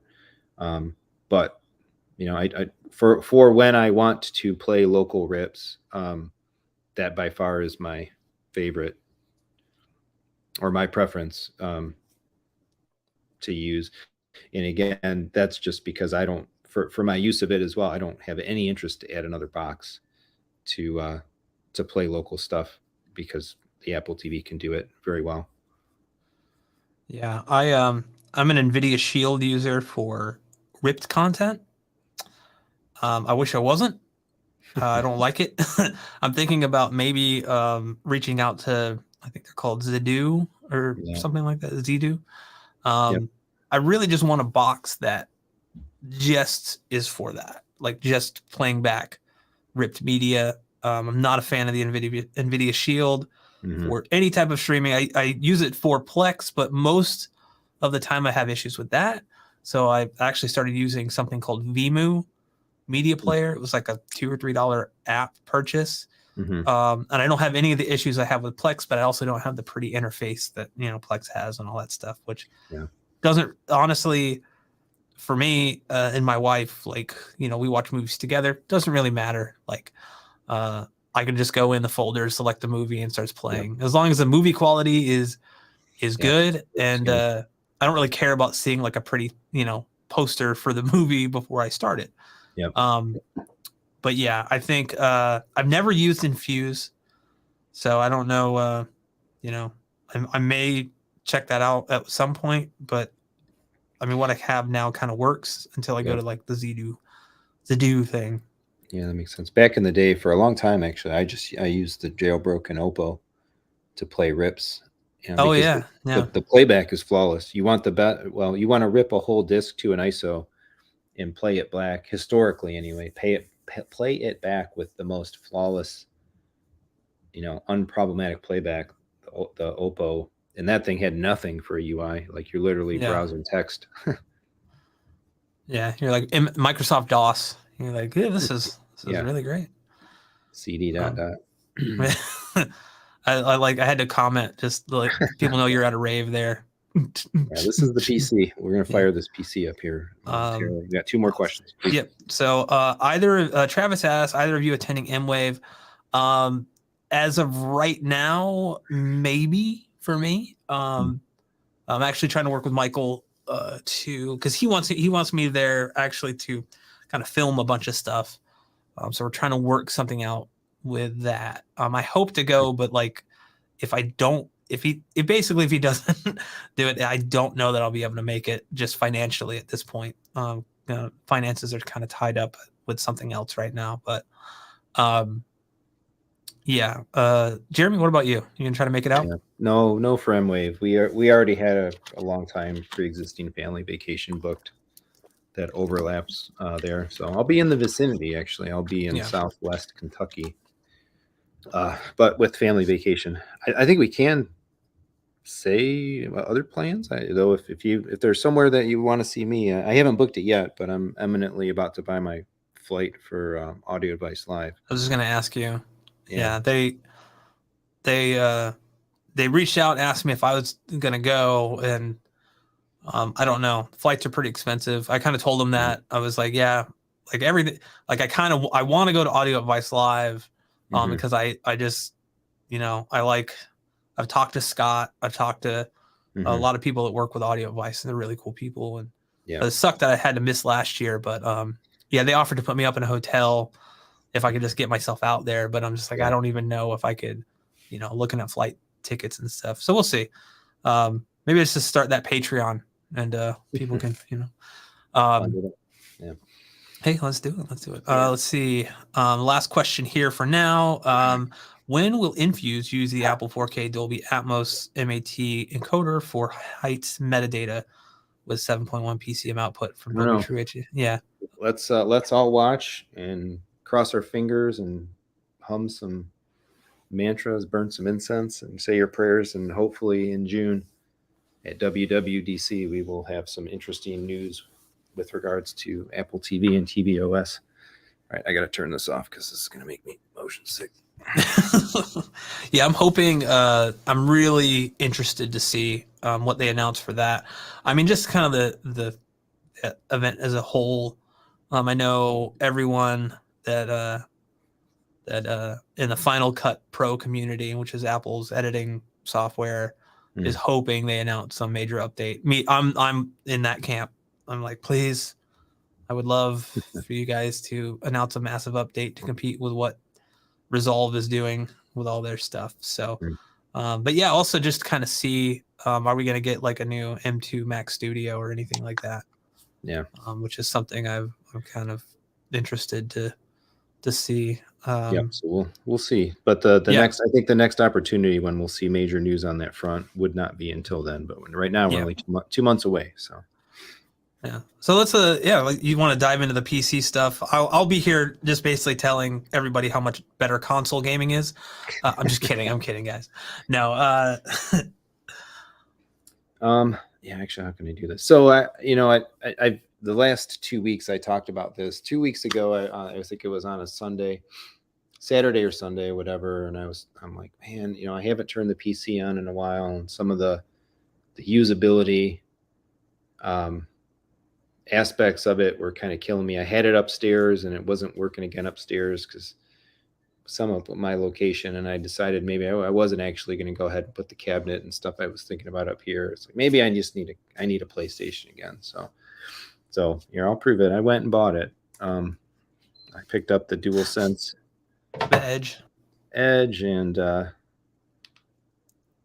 sure enough, there she is. I looked at the Edge, and I've looked at the series controller, like the Pro controller, right? The Elite. Yeah. And it's like, I mean, I know I play a lot of games, and I already have like 3 controllers for each console, but I'm like, are these controllers that much better to warrant me spending astronomically more than a single controller costs? And my answer to that was no. I mean, I have to say, if you're a PlayStation gamer and you want to spend the money, go buy it. I think this thing is fantastic. I'll just say it that way. I love the way they did the paddles as like nubs and not just paddles. I think these are like incredibly easier to hit, and like the function stuff where I can hit the function button and I can bring up and auto quick switch these profiles, and then I can go in here and assign these. to me, like this actually all this stuff works a lot nicer, quicker, easier, faster than even the Elite controller does. And this a little more textured and all that. I didn't really play with this thing too much to be able to like change the sticks out. It's a little more involved, I think. Oops, I just broke it. Okay, maybe it's not more involved. I thought I just didn't pull hard enough the first time. But they have, different tops. There we go. Different tops. Yeah, I think they just snap off. Yeah. Yeah. And some other things that kind of come in the whole case. So granted, the Elites now are actually a value compared to this because this thing hasn't really gone on sale, I don't think yet. And it's $200. Yeah. What's the battery life been like on it? It's lower. It is lower. Yeah. I keeping this thing out, I feel like this thing drains faster than any PlayStation controller than I ever kind of recall draining before. I'd be real curious, only because basically I've always found that the PS5 controllers like to tell you really early when their battery is low, so it'll pop up the message saying, hey, charge your controller soon, and you literally have like another like hour to 2 hours out of it before you have to that's always been my experience, where it's like I can keep using this thing until until it shuts off. Not that I recommend doing that, but it's like normally not as like time intensive as they or time sensitive as they kind of make it out to be. Yeah. So I wonder if there's like the difference between like the time that it tells you to charge it versus like how long you actually have left. That's possible. That's possible. Kind of proactively encouraging you to never get in a position where it goes defunct on you. Yeah. So this last week and a half, I did the one stream I was talking about possibly maybe going and buying it. And, sure enough, it's interesting that like these are in stock, readily available pretty much everywhere. My local Target had them, Best Buy had them, Walmart had them. Seemed like there was less Xboxes around, a lot of PlayStations in stock. And I'm astounded by like I don't want to go too much on a tangent, but some of the sales numbers too that were coming out where like they were the numbers that just came out of the UK, and like how year over year, I think PlayStation was up like 180 some percent, and Xbox and Switch were both down. And PlayStations now make up whatever 60% of the console market, new sales or whatever in Europe. It's just nuts, like the Sony domination. Anyway, I enjoy the business side of this hobby too. So I picked this thing up and I was playing it, and I find myself very much drawn to it again until I play the equivalent games on the computer, and I fall back to the same kind of element of fidelity. And I was remembering too a couple more like some of the warts, I guess, of console gaming really becoming too much like PC gaming, where do you want quality mode, or do you want performance mode, or do you want ray tracing performance mode, and then do you not want 120 hertz on top of that? And now we have 16 permutations of settings on a console that put you in the same analysis paralysis, paradox of choice of what do you actually want to run in your system. So and I was also bumming a little bit more too on the idea that like I think Microsoft really got it right with quick resume. Yes. Particularly being able to quick resume every game, whereas on the PlayStation you can kind of have one game in a playable state, but not a multi-game quick resume. Because one of the things that was turning me off a little bit to the PC and sometimes making it easier to say like I'm just not going to bother playing games. I'm sitting here, I'm cozy on the couch, I got my iPad. If I'm going to play the PC, it's got to boot up. I got to get through Steam. The game's going to have to load from scratch, and first world problems and whatever. Right. But late at night when I'm tired after the kids go to bed, there's merit to being able to be in a game within like just a matter of seconds. Yeah. But the reality is, one game resume is not enough. Like they really need to get at least 2 or something. Maybe not as ubiquitous as what Xbox has done, but even quick resume for 2 games would make a big difference, meaning 2 different people in the household could be able to quick resume games, or I'd be able to have a single player game started and quick resume it, and then we'd be able to play a family game and it doesn't force my other game to quick resume as well. But my ultimate take on this is like, I could, if every game on console looked like a Sony first party game, then I think I think I'd be happy. I think I'd be all set. Yeah. And I don't, there's just something like Sony games on console look better than they have any right to. It's kind of the way that I've said it a number of times. But then you pull up these same titles. Now this is going to take a minute because I'm going to switch back over here. And then over here, I've got the Elite controllers. Pretty cool feature, actually. I just recently we discovered, my son and I were tinkering around, is the ability to customize the lights on the Elites. So now everybody's controllers has their own colors, which is pretty Didn't even cool. know that was a thing. Didn't even know. Yeah. Yeah, it's in the Xbox accessories app. You can actually tie if you're using them on the console, you can tie the colors to your profile color, which is pretty cool. So we always playing the Xbox, we always differentiated the colors based on the family member. So I'm blue.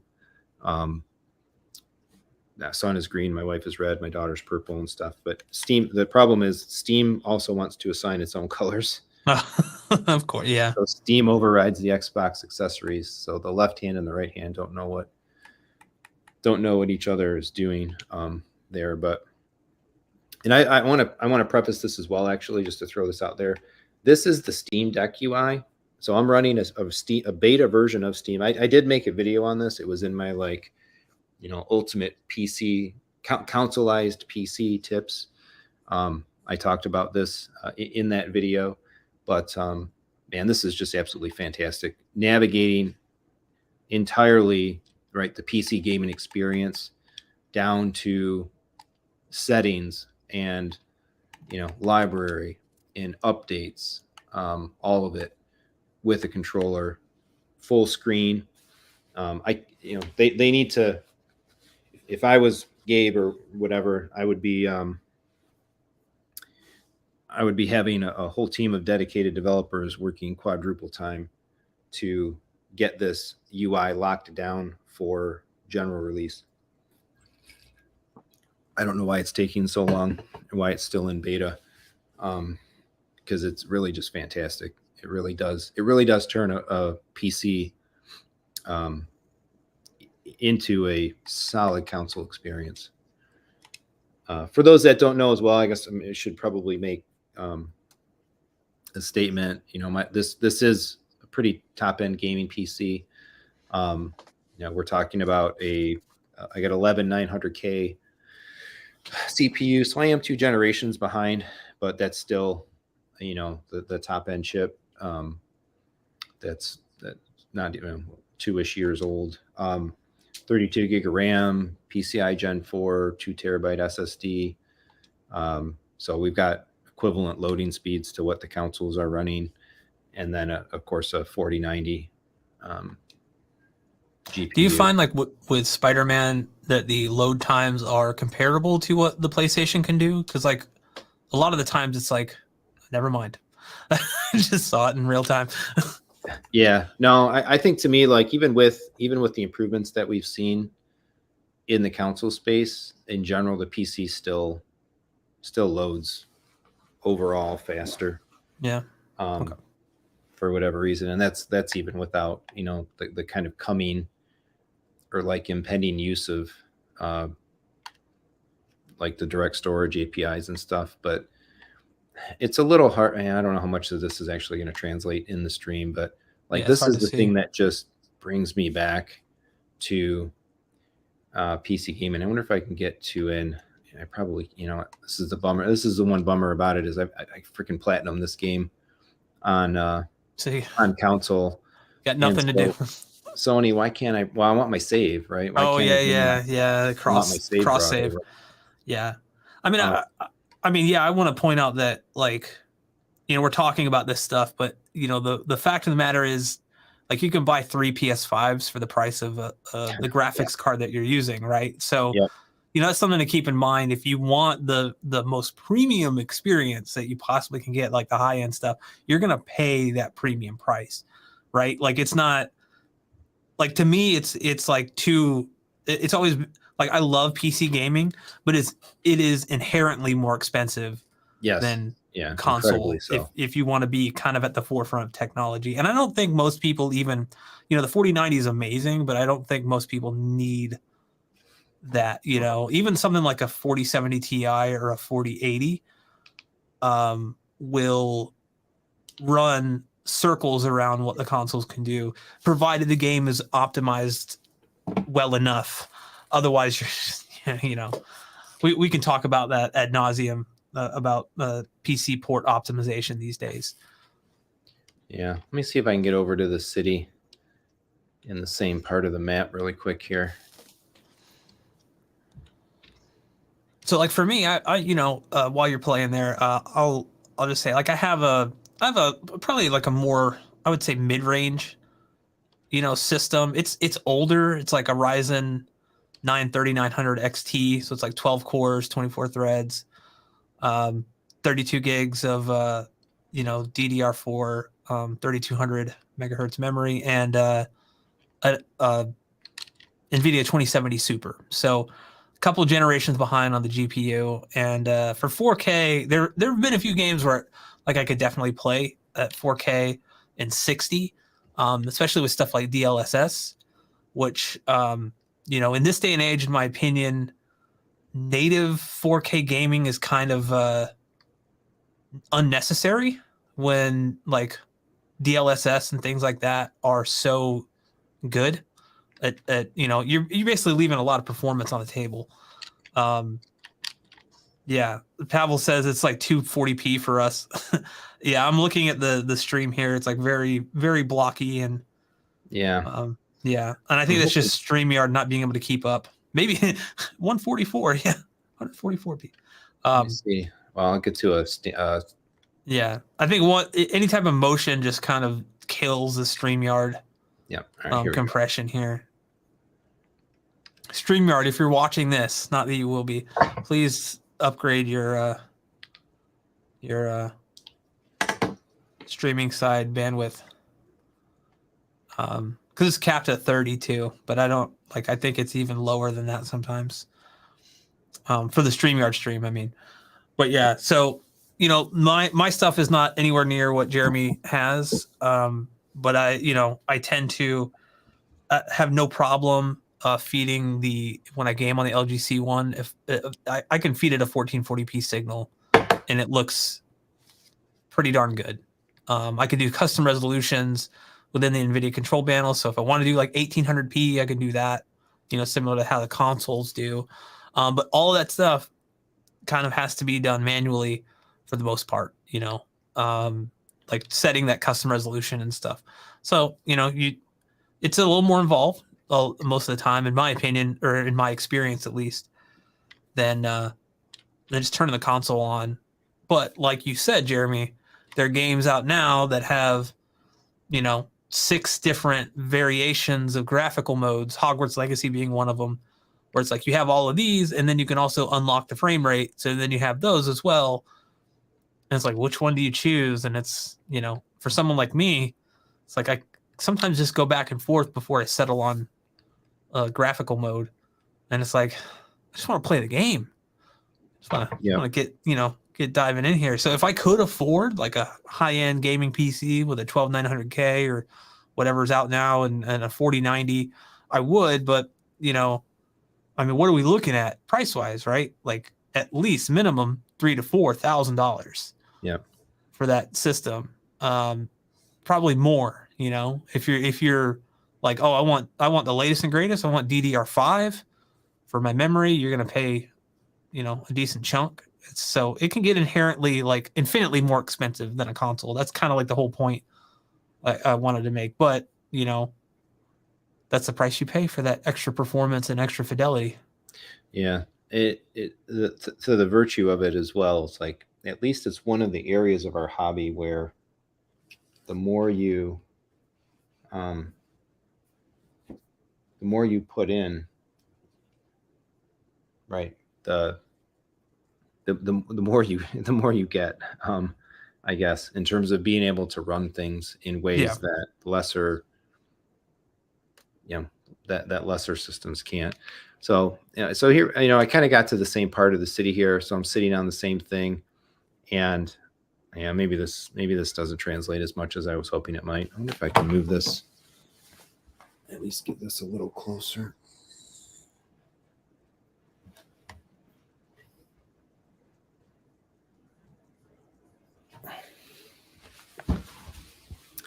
So this is the PlayStation, and I think particularly on these Sony games, like to me, this looks awesome until you do this, and then it doesn't. But this game, and that's like the Sony games on console look so great for what they are. The Sony games on PC are that much better. I could bring myself, I think, to have a PlayStation to play Sony first party games a lot easier. But let me jump over to Batman.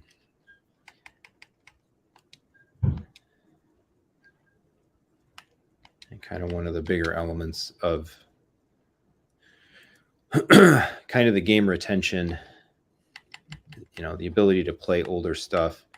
Because I feel like I've been one to watch a lot of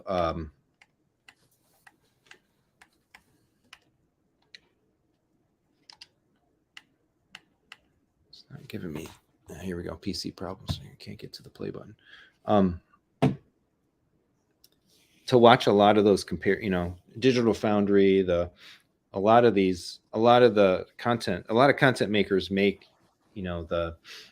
compare the modes, this versus that. And to me, like, you watch a lot of those and they don't seem very profound.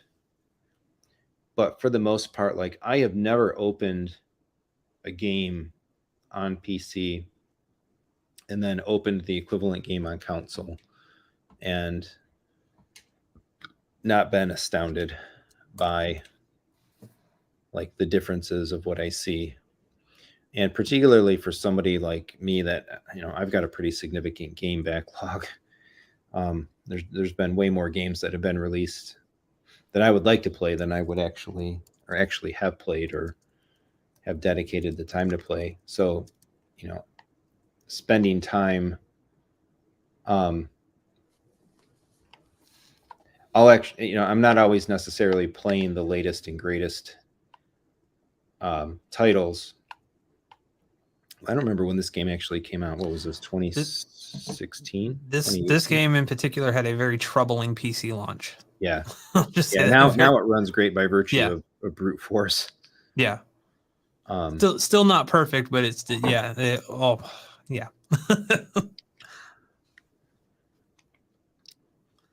many issues there. Back in the beginning, and so what's funny, I mentioned that earlier about PC games and optimization and stuff, and the game is a perfect example, where people are like, oh, PC games here lately have been really like, kind of like their ports have been really underwhelming, or like they just don't perform well. And it's like, no, this has been going on for a while.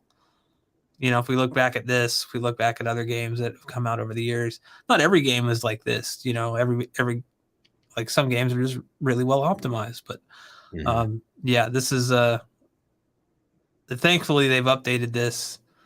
I've actually have this on PC as well. And it is it is a much better experience than it was when it launched, for sure. So like right off the bat, like to me, this game is so dark. Like I can't even see, and I don't know if they do that on purpose to cover stuff up. I don't know if that's an HDR implementation thing or like it's a PC lighting thing.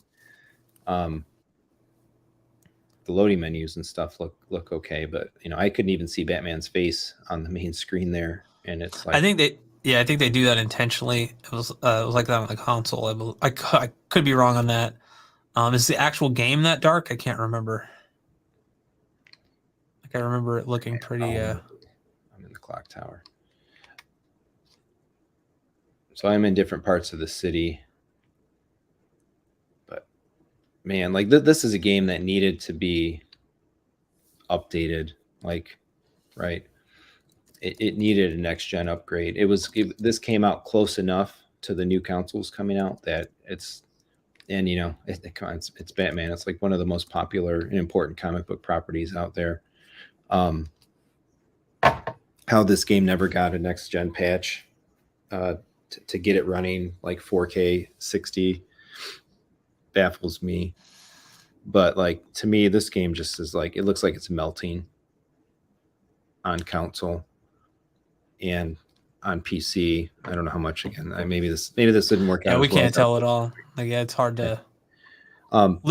Yeah, it looks identical, in that it looks like 240p YouTube on my end. I think that's what other people are seeing. Yeah. All right. Wow, that's a bummer. So but it speaks to the kind of thing like I again, I've never been nothing but amazed in any game from the simplest titles like Lego to the family stuff, like even like the Overcooked games and stuff, to something like this, to Spider-Man, what PC adds to it. Yeah. So I guess that's my soapbox. So I think despite some of the hiccups, and committing to the cost of the platform, the long story short of it is I think I'm taking the PlayStation back. Now, I know, like you commented earlier, right? You're good. You like having the choices of having the multiple platforms and stuff. Like, to me personally, it serves my state, my mental wellness better to eliminate choices and try to get committed to lesser one platform. I felt good getting down to one main platform for gaming. I was second guessing that a little bit because of some of the shortcomings of the platform, but after really seeing it again, I kind of had to experience it for myself again to feel 100% committed. I mean, I should also add that for me, it's also about the community.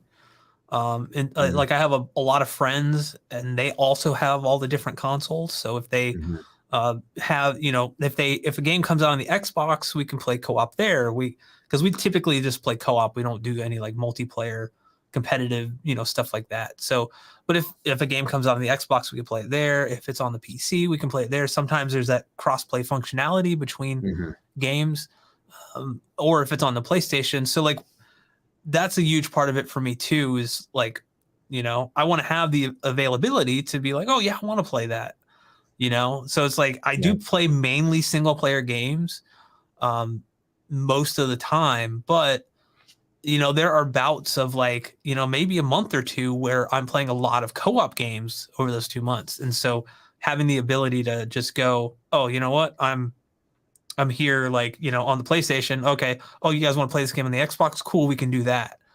So just having that flexibility too has always been like cool for me. And it also allows me to like connect with, like there's one of my friends I've known for over 20 years, never met him in real life, but like I've known him like before his kid was born, which was crazy to think about. And now his kid's like, 20 years old. And it's like, what? I remember like before, like he was even there. It's like, so it just allows us to like connect, and he has like all the consoles too. So, we'll kind of talk and go, hey, like what games are coming out you're interested in? Where are you getting Diablo 4? That kind of thing. So it's very cool. Very cool. I was just trying to, no, I agree that's huge. My gaming community my gaming communities have kind of fallen off over the years a bit. Yeah. I mean, I've remained friends with a lot of my like original guys, but there's only like maybe a handful of people that I kind of am in rotation with in terms of like playing and talking to. So yeah, it wasn't what it used to be. I didn't think, you know, we all kind of like, for lack of a better term, grow up and, you know, get busy with our lives and stuff and have, you know, families and kids and things like that. So it becomes harder to devote as much time between jobs, family, kids.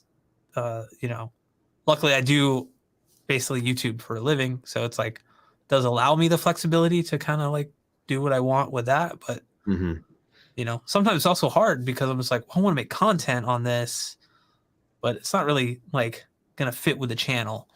So it's like, I don't know if I want to go down that road, you know, just yet. So. All right. Well, this was, I'm bummed to say this was a little bit of a bust, at least in terms of the streaming quality. Yeah. The what I was hoping to have translate through, not quite making it. Yeah. It's hard because like you almost have to just take pictures, right?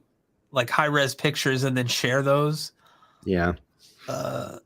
Because StreamYard in particular has been kind of, I don't even think it's your internet connection. I think it's literally on StreamYard's end here.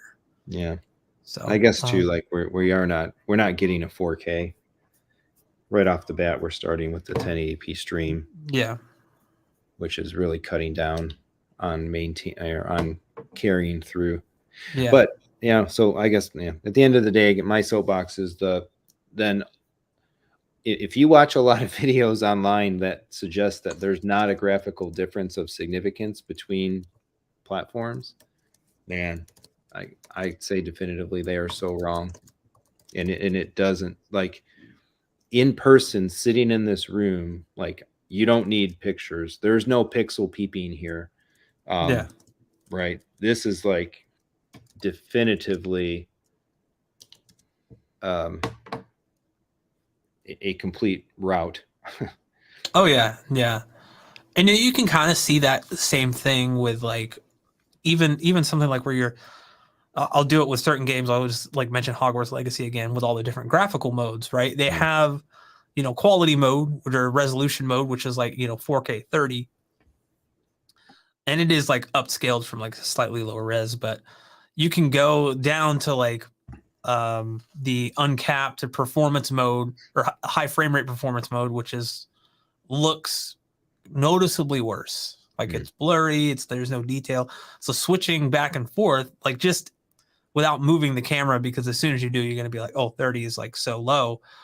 But like the visual fidelity in the you know, resolution mode is so much better than, you know, those high frame rate performance modes. So like basically what you're kind of seeing is a similar difference between like, okay, this is, you know, high frame rate performance mode on the console versus like all the bells and whistles plus all the performance on a high end PC. It's like, yeah, it's instantly noticeable, and there's no like, this isn't being upscaled here to like it's just native, and it just has that like clarity, that sharpness, that fidelity, that definition. You know, yeah, not all games are gonna like be as apparent, but most of them are, like, especially any more recent games, even going back, you know, 10 years or so, you know,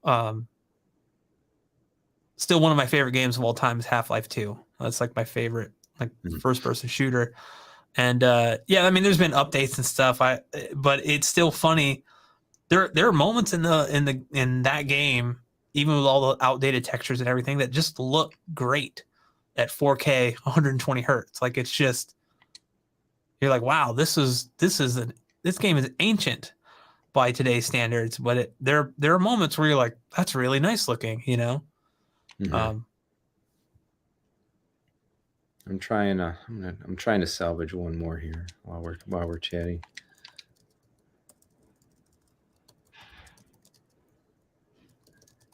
See how this I'm not actually on the carrier. All right, never mind. I'm not gonna be able to get to the same. My son and I were playing this right now, the first Lego Marvel Superheroes, and I picked it up on the PlayStation because I wanted to take a look at it, and we were looking at this, and even my son, he was laughing at how how soundly the PC version trounces the PlayStation version of a pretty basic, at this point as well, older game, like 2013. Yeah. So especially like that, when you have a game that was like literally targeting, the base PlayStation 4, Mm-hmm. you're not, you can play it on the PS5, but like you're not getting it. Yep. Yeah. Which goes back to the idea of like the game retention and being able to have a history of titles that benefit from newer hardware and being able to always run Crossfire. those I higher just mentioned that cross-fired 6970s. Man, I remember I wanted dual graphics cards so bad. I was like, I'm gonna do this, and then it's like now it's like not really even a thing anymore. Like you can do it, but it's like you aren't really gaining much performance because most games don't even. I don't think they utilize it anymore. They don't even. Yeah. I remember not to go too off topic here, but I remember building a computer just to play Doom 3. And at that time, I mean, I had to go with the budget stuff, but I was like, this is so amazing. And now you look at that game and you're like, oh, okay. Like it looks great, but for the time period, the kind of remaster or whatever they did to it, the BFG edition, I think it looks better, but yeah, it's just, oh man. Yeah. I remember playing that game going like, wow, you can't get this on a console right now. Like this is nuts. And look how far we come now. Like we're, I mean, we're astronomically more expensive than we were back then for a lot of stuff. I don't think you were spending, I mean, yeah, you probably could spend $5 or $6 grand on a computer easily. Now that I think about it, disregard that last thing I said. Yeah, I still feel like you got a lot. What feels like a lot more for less money.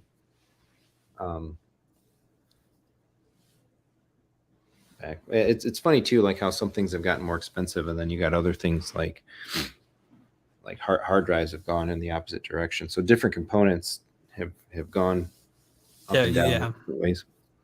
Yeah, they're kind of all over the place. A lot of the times with they fluctuate constantly, or it's like, now I'm looking at like hard drives. And I'm like, wow, you can get a, 2 terabyte, SSD, NVMe drive, like Gen 4 for like, I don't know, $100, $120. Yep. Whereas like 2 or 3 years ago when I built this system behind me, it's like, there's no way you're getting that. No, no, I think I paid over $400 for the one that's in my PC right now. And they had, there was a lightning deal on Amazon, I think over the weekend, A-Data or some other brand or whatever, but they had the 4 terabyte PCI Gen 4, full super high speed. It was like $299, and then it had like a cart coupon, and it was like $270 or something like that. Wow. Limited 4 time. terabytes. Yeah. For that. Wow. That was almost $1,000. I think when I originally had rebuilt my gaming PC a few years ago. That's crazy, man.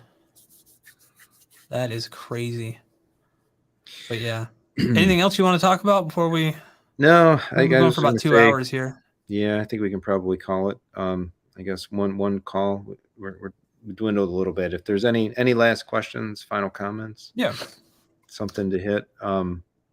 Otherwise, yeah, I'm good to call it. Unfortunately, this is a bummer. I was hoping that quality would translate a little bit and back it up. Hopefully, at least the LG kind of settings. Again, that was something people had been asking for.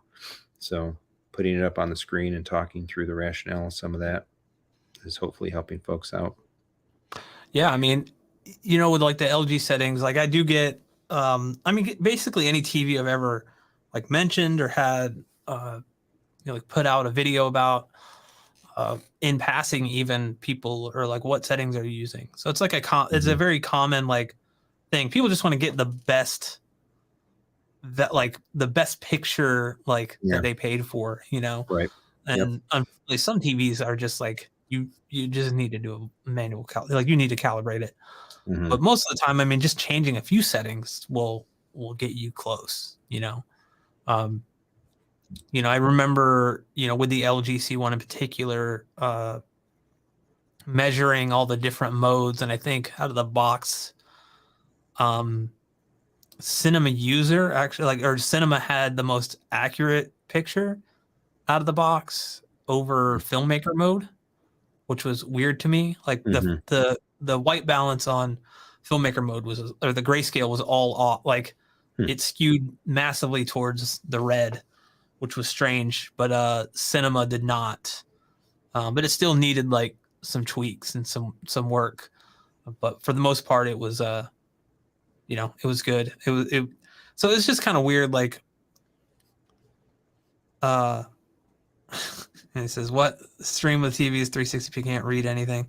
Yeah, we were having a problem with StreamYard on the other, like this looks good right here, like on either, like I think people could, you know, but for whatever reason, yeah, you almost need to use like OBS or something like that to get really high, you know, 4K stuff.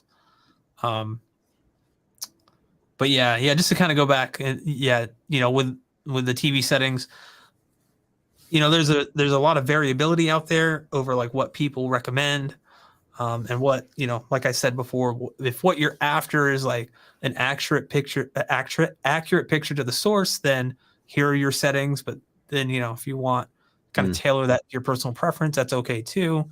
You know, but you know, those are going to be different than like, you know, maybe what the accurate settings are. Yeah. So that's all I got. That's all I got to say about that. So, All right, let's call it a night. all right. Well, thank you guys, everyone, for watching. You know, join us again. We're going to be doing this at some point. Go over, subscribe to Jaremy, Techthusiasm.